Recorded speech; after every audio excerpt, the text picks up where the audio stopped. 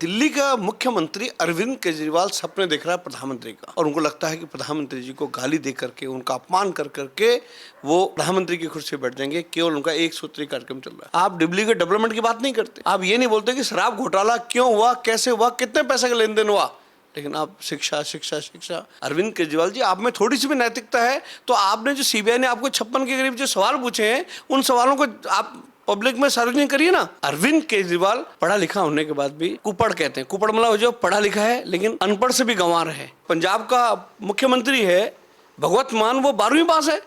आपकी विधानसभा में 62 विधायकों में से 30 विधायक जो है वो 8वीं पास, 9वीं पास, 10वीं पास, 11वीं पास और 12वीं पास है। जिस तरह अरविंद केजरीवाल ने वो जो कहानी सुनाई ना, हम भी सुना सकते हैं कि एक देश के एक राज्य में एक मुख्यमंत्री था, अनपढ़ था, गंवार था।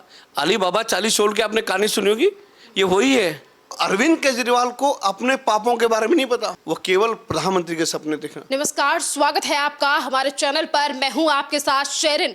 दिल्ली में हुए शराब घोटाले को लेकर सीबीआई की जांच के घेरे में दिल्ली के मुख्यमंत्री अरविंद केजरीवाल हैं और कल उन्होंने एक मुद्दे को लेकर कहा कि वो विधानसभा में बात करेंगे, जहां एक तरफ दिल्ली की जनता की तरफ से लगातार उठ रहे थे सवाल कि दिल्ली के मुख्यमंत्री अरविंद केजरीवाल आने वाले दिल्ली के भविष्य के बारे में बात करेंगे या फिर जो सवाल दिल्ली की जनता पूछ रही है उसका जवाब देंगे। पर तमाम इन चीजों पर रोनते हुए कल दिल्ली के मुख्यमंत्री अरविंद केजरीवाल ने विधानसभा सिर्फ इसीलिए बुलाई क्योंकि कल वो कहानी सुनाना चाहते थे, जिसको लेकर आज लगातार सवाल उठाए जा रहे हैं। इस पूरे मामले पर बात करते हैं। हमारे साथ मौजूद हैं समाज सेवी विनोद बछेती जी। सर, अरविंद केजरीवाल दिल्ली के मुख्यमंत्री हैं, दिल्ली को आगे बढ़ाने की बात हमेशा करते हैं, पर कल उन्होंने जिस तरीके से विधानसभा में तमाम लोगों का समय व्यर्थ किया और कहानी सुनाने के लिए विधानसभा लगाई, इसे आप कहां तक जायज समझते हैं? क्योंकि दिल्ली की जनता आज लगातार सवाल उठा रही है इस पूरे मामले पर। देखिए, दिल्ली की जनता को तो आज इस बात का दुख है कि अरविंद केजरीवाल ने कल एक कहानी सुनाने के लिए पूरी दिल्ली विधानसभा का एक सत्र बुलाया। आज एक दिन के विधानसभा का सत्र लाखों रुपए का होता है। दिल्ली के मुख्यमंत्री अरविंद केजरीवाल को दिल्ली की जनता से कोई लेना देना नहीं है। उन्होंने वोट देना था। अरविंद केजरीवाल ने झूठ बोला, उनको बड़े बड़े वादे दिखाए, बड़े बड़े सपने दिखाए, जनता ने बेचारी सीधी साधी है, उन्होंने वोट डाल दिया। अब अरविंद केजरीवाल को दिल्ली से कोई लेना देना नहीं है। दिल्ली में स्थिति क्या है? एक फ्लाईओवर नहीं बना, स्कूल, हॉस्पिटल्स, दिल्ली की स्थिति खराब है, एमसीडी फेल हो गई है। लेकिन दिल्ली का मुख्यमंत्री अरविंद केजरीवाल सपने देख रहा है प्रधानमंत्री का, और उनको लगता है कि प्रधानमंत्री जी को गाली दे करके, उनका अपमान कर करके वो प्रधानमंत्री की कुर्सी पर बैठ जाएंगे। केवल उनका एक सूत्री कार्यक्रम चल रहा है। और बट कल मैंने भी आपके चैनल पे उस वीडियो को देखा तो मुझे भी बड़ा दुख लगा कि ये प्रधानमंत्री सबका होता है। इस देश का जितने लोग वोट डालते हैं उसके बाद मतलब प्रधानमंत्री चुनते हैं, है ना। उसके बाद मुख्यमंत्री जी, आप मोदी जी को गाली दे रहे हैं या आप प्रधानमंत्री को दे रहे हैं? ये बड़ा दुर्भाग्य की बात है कि इस तरह के अनाप शनाप क्या क्या हो, एक कहानी सुनाने के लिए आपने पूरा दिन खराब कर दिया सारे विधायकों का। दिल्ली में आप दिल्ली के डेवलपमेंट की बात नहीं करते, आप ये नहीं बोलते कि शराब घोटाला क्यों हुआ, कैसे हुआ, कितने पैसे का लेन देन हुआ, लेकिन आप शिक्षा शिक्षा शिक्षा, आपने एक नई मतलब बौखलाहट आप में है। सर, इसी के साथ वो कल चौथी क्लास पास राजा की कहानी सुना रहे थे, इसके क्या तर्क है? देखिए, दिल्ली की जनता को, देश की जनता को, पंजाब की जनता, जहाँ जहाँ इनकी सरकारें हैं, उनको कहानियों से मतलब नहीं, उनको तो काम चाहिए। आप स्कूल का काम आपने एक नहीं कराया, आपने एक नया स्कूल नहीं खोला, अस्पताल नहीं खोला, दिल्ली में कूड़ा करकट दुनिया भर की दिल्ली चीज़ें हो गई है। आप पढ़े लिखे की बात कर रहे हैं। आपने कहा कि भाई कि शिक्षित होना चाहिए। अरे शिक्षित तो ओसामा बिन लादेन भी था, जिसने पूरा अमेरिका तबाह कर दिया। वो भी आपकी तरह, अरविंद केजरीवाल की तरह इंजीनियर था।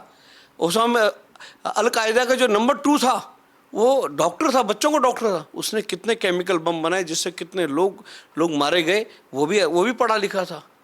आप ये दूसरी तरफ देखिए कि अन्ना हजारे जी, जिन्होंने जन लोकपाल आंदोलन के माध्यम से पूरे देश में भ्रष्टाचार के अगेंस्ट एक जन आंदोलन खड़ा किया, वो मात्र एक 7वीं पास थे।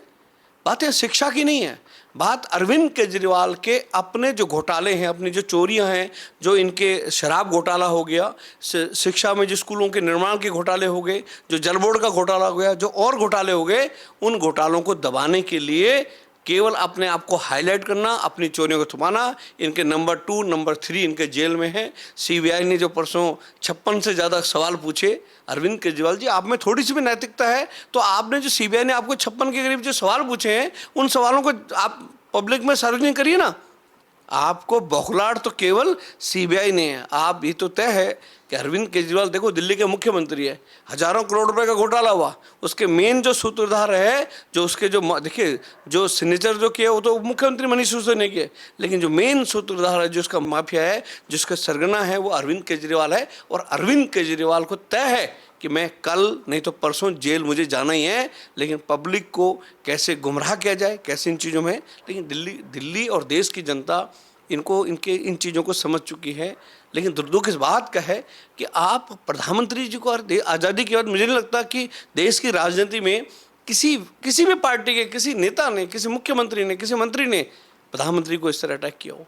इस तरह से अनाप शनाप बोल देना, ये बड़ा दुर्भाग्य की बात है। सर, इसी के साथ अगर हम बात करें, अरविंद केजरीवाल ने, जैसा कि अभी आपने भी जिक्र किया है कि एक विधानसभा सत्र के लिए लाखों रुपए खर्च होते हैं। दिल्ली के मुख्यमंत्री अरविंद केजरीवाल विधानसभा सत्र के लिए टाइम निकाल रहे हैं, पर दिल्ली की जनता के द्वारा जो सवाल पूछे जा रहे हैं उनका जवाब आखिरकार क्यों नहीं दे रहे हैं मुख्यमंत्री। वो तो ये तक कहते हैं कि मैं दिल्ली का बेटा हूँ। नहीं, आप देखिए ना, मैंने कहा कि अरविंद केजरीवाल पढ़ा लिखा होने के बाद भी कुपड़ कहते हैं। कुपड़ मतलब जो पढ़ा लिखा है लेकिन अनपढ़ से भी गंवार है। ये है। आप अरविंद केजरीवाल से मैं पूछना चाहता हूँ कि भाई आप ये जो चोरियां आपने की है, जो भ्रष्टाचार आपने किया है, इस 10 साल के कार्यकाल में आपने दिल्ली का कोई ऐसा विभाग नहीं होगा जिसमें भ्रष्टाचार नहीं होगा।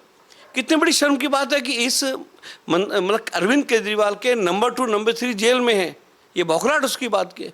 और रही बात शिक्षा की, अरे मतलब आपका जो पंजाब का मुख्यमंत्री है भगवत मान, वो 12वीं पास है। आपकी विधानसभा में 62 विधायकों में से 30 विधायक जो है वो 8वीं पास, 9वीं पास, 10वीं पास, 11वीं पास और 12वीं पास है। आप बोल क्या रहे हो? अरे अपने गिरवान में आप झांकिए। आप प्रधानमंत्री बनने के आप सपने देख रहे हैं, तो सपने देखने के लिए थोड़ी किसी को भी अनाप शनाप कुछ बोलते हैं। सर, दिल्ली सरकार के 62 विधायक दिल्ली में हैं और कल विधानसभा में किसी ने भी ऑब्जेक्शन नहीं किया, सभी ताली बजा रहे थे, टेबल बजा रहे थे। नहीं, मैंने देखिए ऐसा जिस तरह अरविंद केजरीवाल ने वो जो कहानी सुनाई ना, हम भी सुना सकते हैं कि एक देश के एक राज्य में एक मुख्यमंत्री था, अनपढ़ था, गंवार था। अली बाबा 40 छोड़ के आपने कहानी सुनी होगी, ये वही है। एक इनमें से मुखिया है, बाकी वो सब हाँ में हाँ करने वाले हैं। अगर वो हाँ में हाँ नहीं करेंगे, हर विधायक के ऊपर इनके पास 2-2, 3-3 इनके पास क्रिमिनल केसेस चल रहे हैं, फ्रॉड के केस चल रहे हैं, किडनैपिंग के केस चल रहे हैं, है ना, अनेकों केस चल रहे हैं। तो उनकी मजबूरी हो गई है कि केजरीवाल के साथ खड़ा होना है।